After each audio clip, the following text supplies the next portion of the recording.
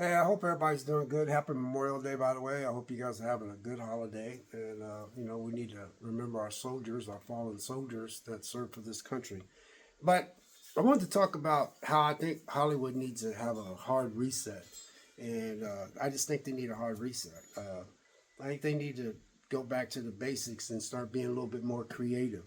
Um, I got a lot of movies here, just a few movies I want to share with you about how Hollywood could take a page from some of these movies that I'm gonna show you because I noticed that everybody's talking about Furiosa and Garfield didn't do that good for Memorial Day weekend.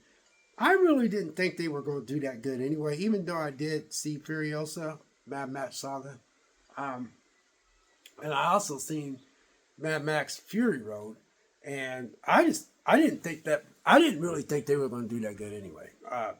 But I found it to be entertaining.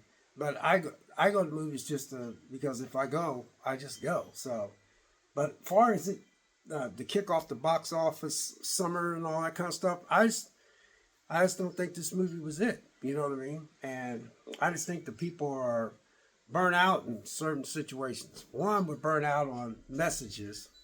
We're burnt out on being preached to. We're burnt out on in certain things in movies that we don't want to see. And that has a lot to do with it. And we're tired of remakes after remakes after remakes. And the reason why I said that because I'm going to show you a lot of movies here that are being creative, and you got to start trimming down that budget. Trim down the budget. Hollywood needs to go. We can't go no more than $150 million. If you want a 200 million budget, then you need to take the money out of your account. We'll give you 150, but you take the other 50. Because like James Cameron, when he made Titanic, he borrowed money against, I forgot how he did it, but he had to use money in his different, whatever he had to make that Titanic movie. And you see how much money that made. So he knew what he was doing when he made that money. That thing just grossed big time. But I just think that Hollywood needs to have a hard reset. I also think the video game industry needs a hard reset. I think video games industry needs to go back and look at a lot of games back in the PS2 era and the PS3 era and the Xbox 360 era.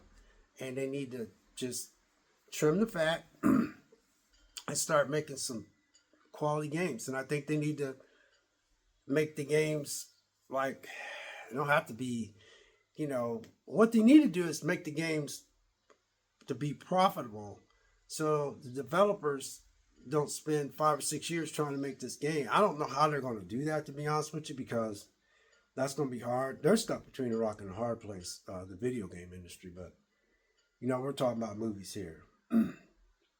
So, it's like I said, you guys, I think they need to just stop preaching to us. They need to stop inserting stuff in this.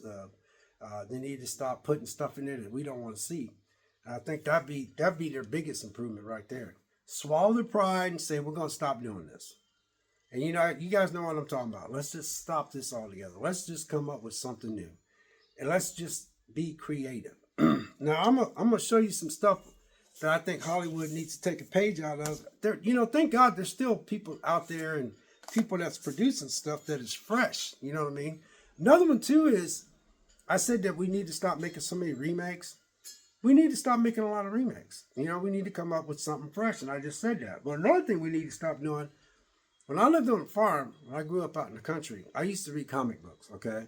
And this is coming from a black man, okay? So I'm just going to be very frank with you. So my little fat butt lived out in the country because my mom shipped me from St. Louis to my aunt and uncle that lived out in the farm. And we had pigs, we had geese, we had goats, we had dogs, we had cats, we had rabbits, cows. God, man, it was 2 gardens. I had to cut the grass, I had to chop the wood, man. It was a farm like that. I ain't gonna lie.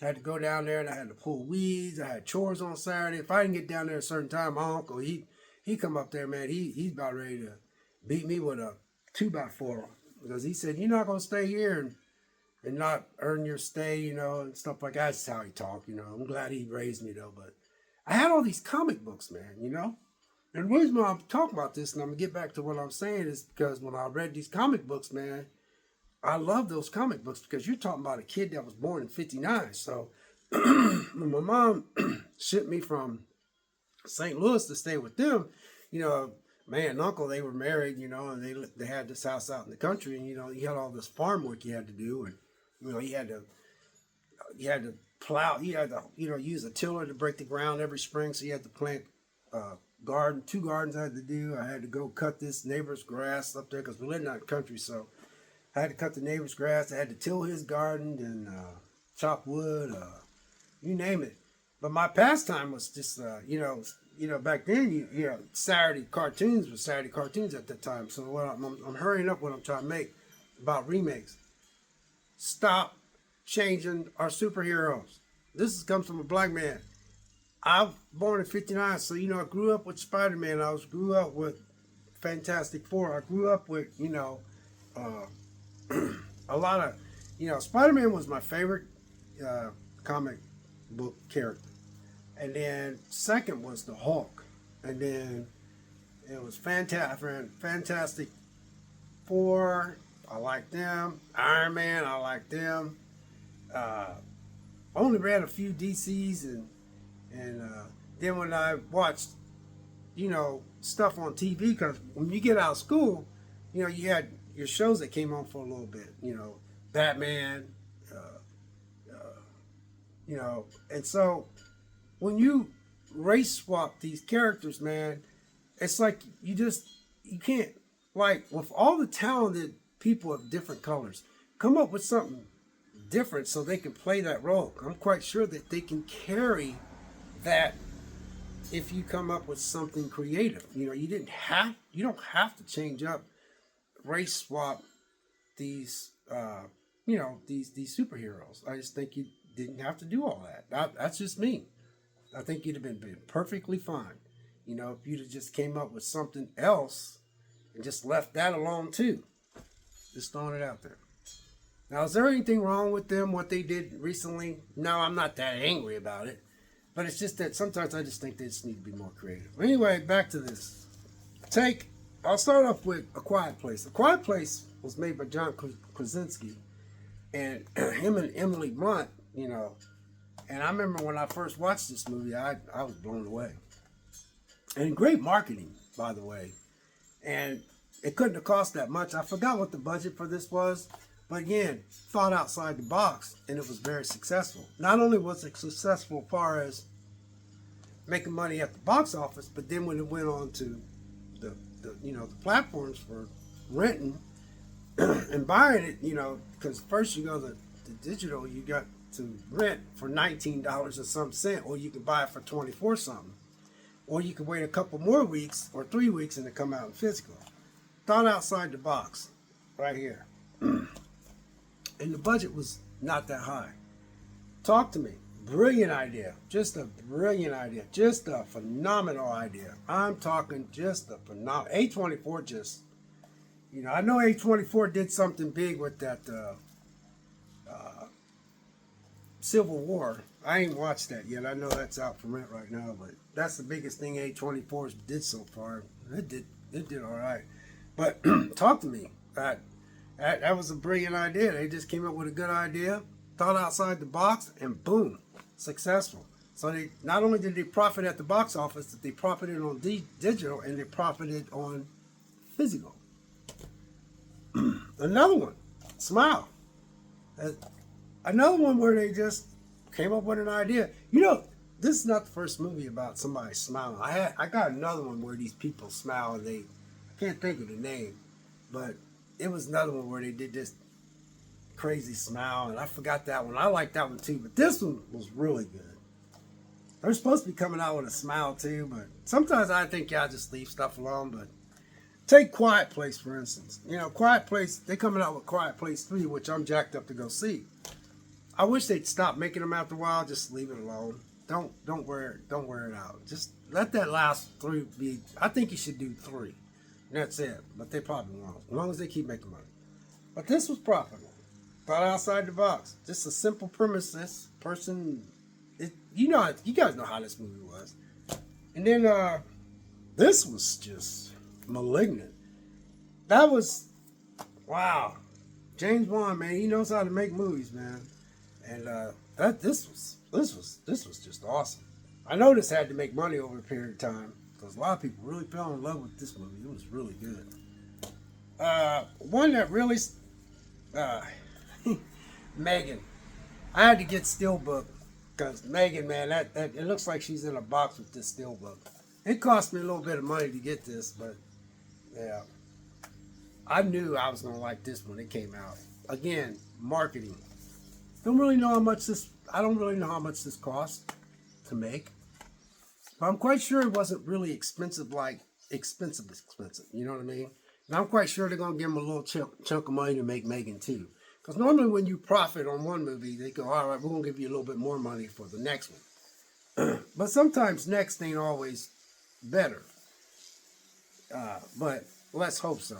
But Megan, I knew this would do good. It did good. And not only did it do good at the box office and made money, but it went to digital. And then it was, you rent it for $19, or you can buy it for $24, or you can wait 3 or 4 weeks and get physical. That's a Steelbook, by the way. I had to get that in Steelbook. Isn't that pretty? Ain't that party?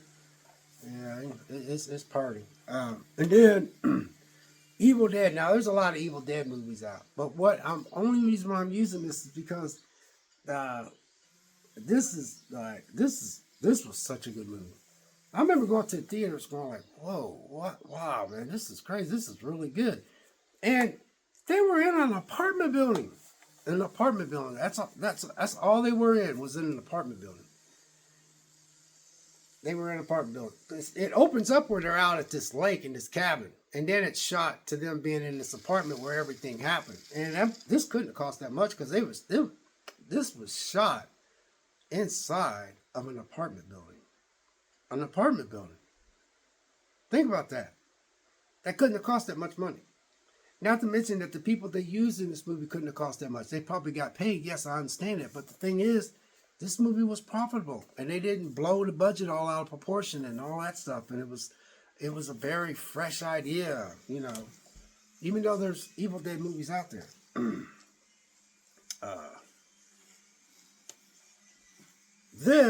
I watched this on Peacock, but this did good too.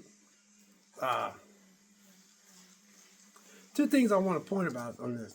This did good, but I didn't go to theater. See, I heard it was really good, so everybody kept telling me about it. I was like, I used to hear about the Five Nights at Freddy video game. I said, but I never played it. And I said, this guy named Ryan at work, man, he's 39, and he was telling me about it, and he said, hey, it's going to be out on Peacock. I got Peacock, so I watched it, and I liked it, and I was like, but again, it did good at the box office. And it was probably not that much to make. And then it went to digital. Again, $19 to rent, $24 to buy. And then later on, it come out physical. And then later on, it came out on Peacock. You see what I'm saying? So that way Peacock has it on their thing, which makes you want to subscribe to their... I already subscribed to Peacock, but that was just like a bonus, you know, so. But anyway, yeah. Now here's ones that cost a little bit of money, but what I'm trying to tell you guys is that they thought outside the box. Now, we all know Christopher Nolan is into big stuff. He also is into preserving movies like physical copies, by the way. Anyway, Oppenheimer. I've never watched this movie yet. I haven't even opened it up. I didn't get the 4K version because when I went to go get the 4K, it was sold out. Sold out. It was hard to get for a while. You know, I can get it now, but there's no point. Anyway, this movie grossed about $900 million, I think. Now, I know the budget was... I know this had a star... This had Gillian Murphy, Emily Blunt, Matt Damon, Robert Downey Jr., and Florence Pugh. So you know you had some people in there that had to get paid some money to be in this movie. So I know this movie had a big budget, but it did make its money back. again, nobody made a movie about Oppenheimer. He's the guy that made the atomic bomb. So, again, you have to think outside the box. You have to take a chance. So, yeah. So that is one of your big movies but Christopher Nolan, he did good. he did good at the Oscars with this as well.